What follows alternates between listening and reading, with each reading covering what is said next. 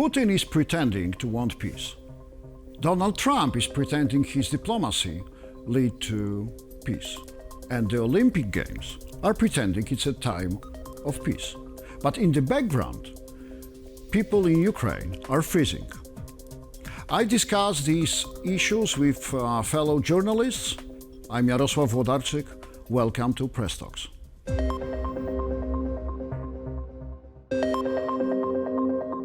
Ilya Ponomarenko, Ukrainian author and journalist, warrant security reporter, independent book author.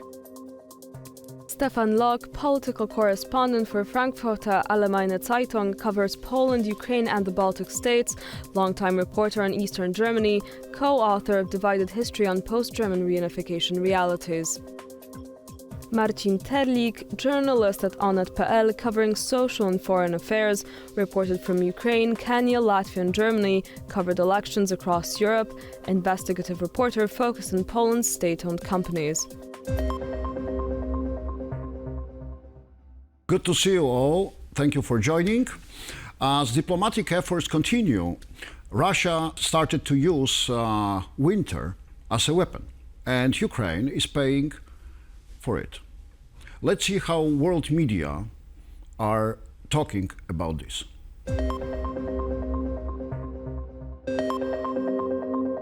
Thousands freeze as Russia resumes energy strikes on Ukraine in depth of winter.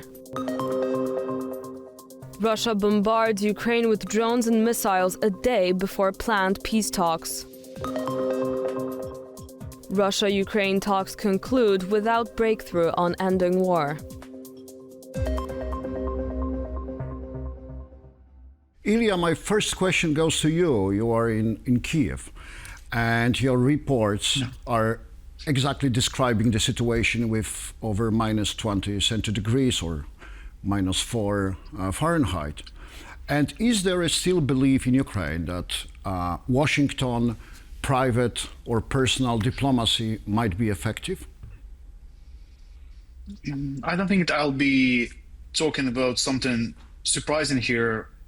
As I say that in Ukraine, the anti-American sentiments are as unfortunately high as never before, seeing all this. And I don't think that I'll be shocking someone to express my opinion and tell you that probably there is absolutely zero plans, not on the scale of personal diplomacy or general traditional diplomacy. There is no plan on the American side, unfortunately, in this whole process that they call the peace negotiations. I'm afraid they do not have a plan, which is even worse than having a bad plan in this regard, because they cannot afford assume responsibility and take action against the aggressor, which does not agree on any sort of ceasefire, any sort of end of the war, despite all the rhetorics. They render pressure upon Ukraine because that's what's easier to do, what is simpler, and they cannot pressure Ukraine into sort of a ceasefire, into sort of a surrender, because they do not have that much of a leverage over Ukraine, because Ukraine right now is as less dependent as never before on the American assistance and aid. On the other side of these negotiations, Russians are playing this game to buy time and avoid new sanctions and new actions upon themselves, and they buy time to go on with this missile terror, with hostilities, with war in general. And Ukraine at the same time cannot afford losing such a partner. Stefan, you also observe how Germany is reacting, or Western Europe, and is it more buying time for Russia to refill the missiles and attack again, or we can be traded Eastern NATO for the energy calm? Well, I would say when Trump took office a year ago, there was, I can say it for Germany especially, there was a big hope that he could make a difference. Because his promises that he will end the war in 24 hours, and this was something different than what Joe Biden did before, because Biden gave Ukraine more or less to survive, and but too much to die for. And so Trump was seen as a real progressive approach. But now he is gone and nothing really has changed at all. And yes, Trump got Putin on the table for talks. This is a difference, but that's it. There's no results so far, except for the prisoner exchange, which is at least something. So it's not zero. But the hope for peace is, I think, as far away as it was a year ago. So things may have changed in favor for Russia because the Russians admire the United States a lot and they want to be recognized by them, especially Putin. This was his biggest wish, his biggest desire to get a meeting with Trump. He got the meeting with Trump. He gets talks with the Americans all the time. So for him, things are going quite well as far as diplomacy and talks and his role in the world is concerned. But for Ukraine, the situation gets even worse, because when I was there like 2 weeks ago, and I talked to people, many people show strength, and it's amazing is probably the wrong word, but it's amazing how they keep track, how they sit in their cold apartments and try to get through this. But at the same moment, I also experienced that many people are very, very exhausted, from the whole situation, not only by the cold, but from the whole situation. These attacks, every night you have these attacks. And the question is how long they can stand it. No, that's a very good point, and I will pass it to Marcin. And from Polish perspective, do you think that we can expect the wave of energy refugees or cold refugees when the system, if the system, energy system of Ukraine could collapse? Well, that is absolutely possible if there would be such a catastrophe in Ukraine, if the situation would get suddenly much worse in terms of the situation of civil population in areas far away from the front line. But I believe that Polish society and Polish state probably as well is not much ready for it. It's a completely different situation right now than it was 4 years ago. I believe we are in a different point of social state and mind, and I'm sorry to say it, but I believe we as Poland, as the country and the society, are probably much less eager now to accept this possible potential wave of refugees. Again, I'm afraid that there is the sentiment among general population turned much towards some kind of skepticism, as to put it mildly, towards helping Ukraine. We have right-wing parties that are growing in their popularity, that openly say that we shouldn't help Ukraine, we shouldn't help Ukrainians, or we should do it in much lesser extent.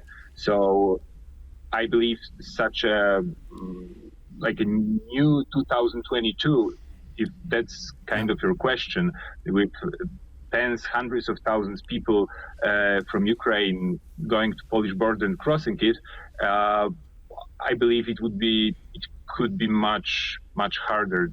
It would be much harder this time in here. Ilya, how would you comment that? Because these peace talks are continuing and can continue to infinity. Should we expect escalation of the conflict, or somehow Ukraine can defend from these Russian attacks? One of the greatest tragedies of our world is that the world diplomacy has become the substitute for the expression of, impunity for the aggressor. It's the greatest excuse for doing nothing or doing not enough because we have diplomacy. It didn't start today. It didn't start yesterday. This phenomenon has been a thing for pretty much all of the war, because we'll remember how delayed, how slow was the Western assistance to Ukraine in terms of military, in terms of many other things, because we have diplomacy. We don't have to engage Russia too much. We don't have to provoke Putin too much. But right now, in this time of age, under current administration, this so-called diplomacy, which is nothing more than just ensuring impunity for the aggressor, has been put to the absurd right now with these negotiations, and we see it every single day in the news. It has become the official position of this administration that we cannot talk about tougher sanctions on Russia. We cannot talk even about, this selling of weapons to Ukraine with European money because we have a peace process. And the greatest problem about this is that these limitations of the peace process and try not to break through this peace that is like 5 steps away. The limitations work only on the defendant state, which is Ukraine. It never is a limitation on the aggressor. Aggressor gets to do everything, including all those things that we are discussing right now against civilian population. And that's the great tragedy. You are accusing somehow Europe and US and the US for not having the red lines. And I want to pass it to Stefan.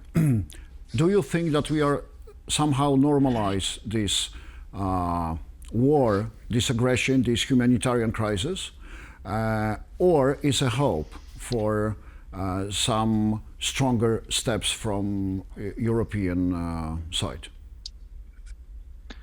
Unfortunately, I think the previous one, that it somehow normalizes. But I wouldn't really consider it normalization, but it's still far away from getting somewhere, for real results. And as far as Germany is concerned, I can say that Russia is quite successful in making Germans fear them. The so-called German Angst.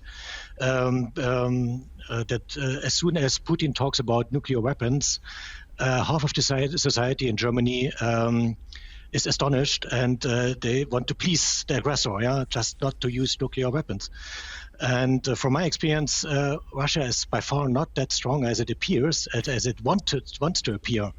So, if you ask me, I believe the EU would, if the EU would tighten their sanctions and deliver our weapons, at least the ones that are needed to destroy those launch pads and those industrial facilities where Russia is producing all these drones and these rockets and all the stuff which rains on Ukraine every night and day, then we should show some strength that Russia doesn't expect, or at least it doesn't have seen so far. And I would say that would make a difference. But I mean, if you look at history, you have seen the Tsaristic system in Russia, the Soviet system, and they were always condemned by strength. And I think with Russia, it would work the same. Marcin, do you agree that this is the situation now with Russia, or we rather will continue to normalize the war, or it's a time for wake up for EU? Well, we've been hearing these calls for wake up for the last 3 years at least, I guess. So I think the calls are, there is enough of calls. I don't think that yet another call can change something here. Maybe there was this chance, and there still is, of something major changing with Donald Trump and United States, but maybe not in the way that he expects it, as well. He didn't end this war in 48 hours, and his diplomacy, his miraculous art of the deal apparently doesn't work so well. But in a way that with US under Donald Trump administration kind of pulls off from the matter, takes its responsibility, puts this responsibility on Europe, that maybe European Union and the major countries of EU would engage more in Ukraine. We've been seeing some symptoms of it in the last year with the coalition of willing, with the policy of France and UK mostly. But I think there was this hope like a year ago when it all this big shift started in US policy, and Europeans realized that it's a new world, it's a new era, and we need to change something. But I have a feeling, and I have this observation, that in the last 3, 4, maybe 6 months, we kind of normalize to this new normal with this new situation where US is not as much involved. Europe is maybe a little bit more involved, but a little bit, and that's crucial here. It's not a major shift. And normalizing the new normal is a good sentence to conclude this part. And away from the front lines, we are focusing now on the new arenas. Today, Winter Olympic Games are starting. And is it still a neutral ground? Let's see the headlines.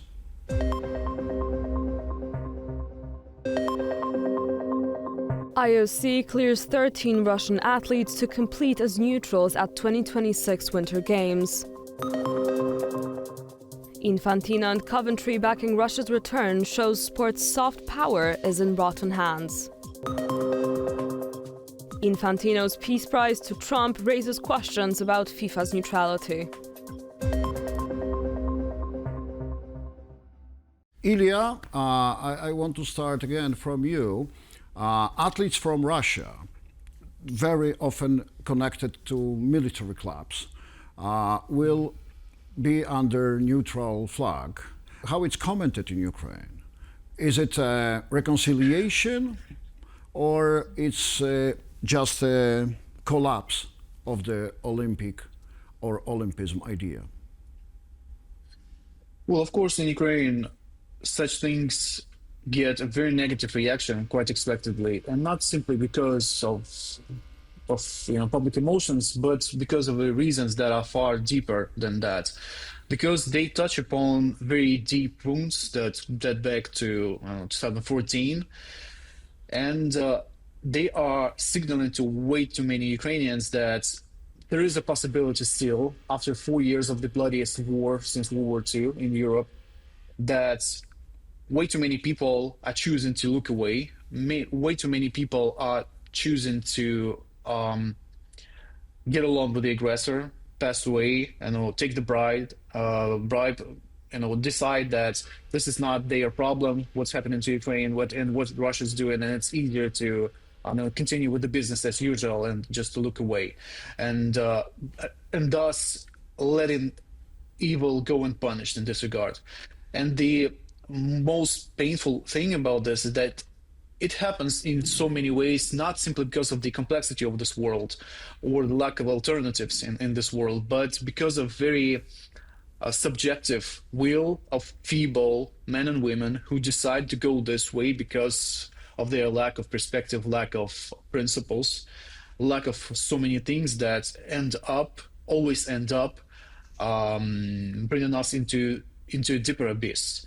So that's why Ukrainians are this bitter about this. We see this before, and this see what it took us. I mean, the entire world, entire Europe. Yeah, and entire world. Stefan, FIFA awarded Donald Trump in December with the first FIFA Peace Prize. And do we still, as members of these international sports federations, have the influence on them? Very good question. I mean, look, I grew up in East Germany, and I remember that sports was highly abused back then, for political reasons. And so there's actually nothing really new to me here. I think sports and politics shouldn't go side on side, but as we see, the reality is different.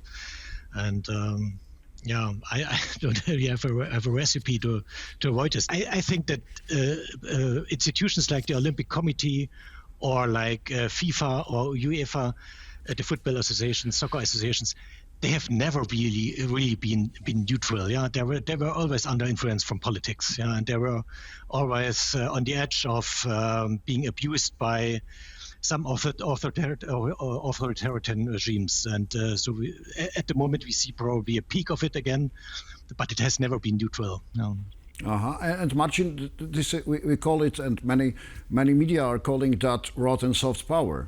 This sports institution. Do you think that they can break unity, if there exists, of the Western world, or rather not. You said rotten soft power. Well, and it's hard not to agree that the sports federations are rotten in a way, and they are corrupted. But well, I kind of disagree a little bit with what was said before, because I would like to remind that there will be no Russia, there will be no Russian flag at the Olympic Games, nor Belarusian. It's the same as it's been on in Paris Olympic Games.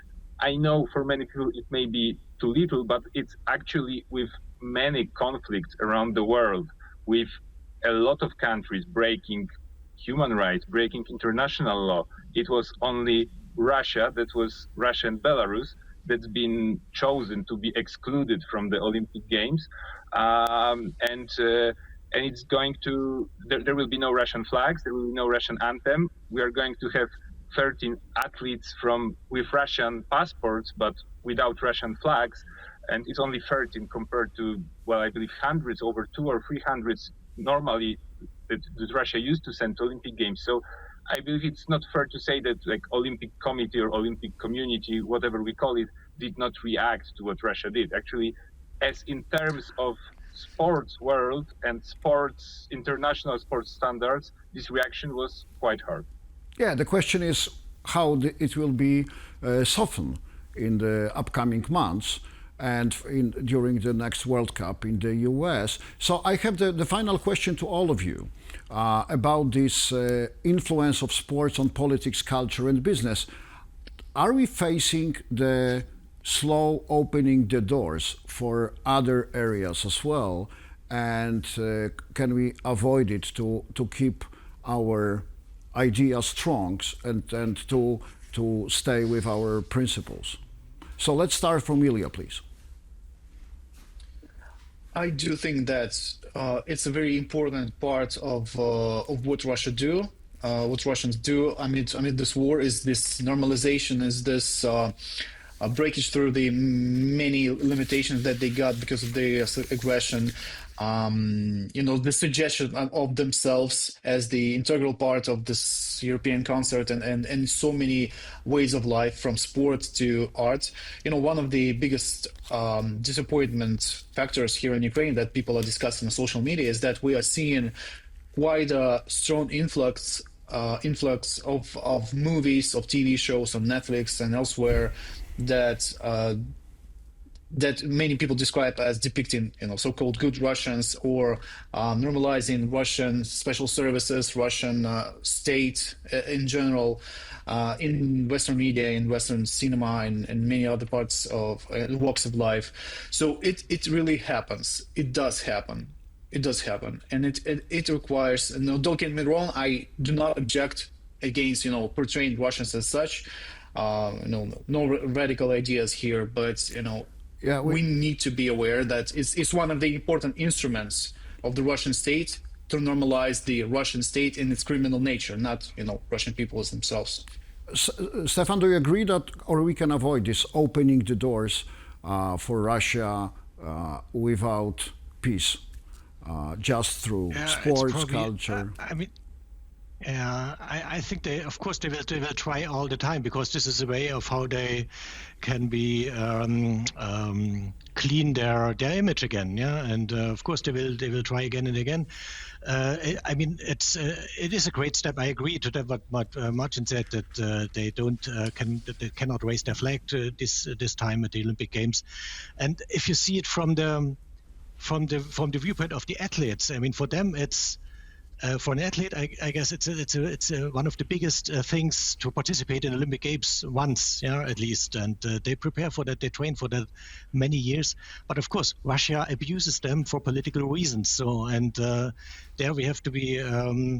The institutions have to be aware of, and we all, in culture and in many aspects of society, we have to be aware of that we don't let the doors open too wide. Stefan, the last 20 seconds to Marcin. Do you agree that we are opening doors, or it's not so bad?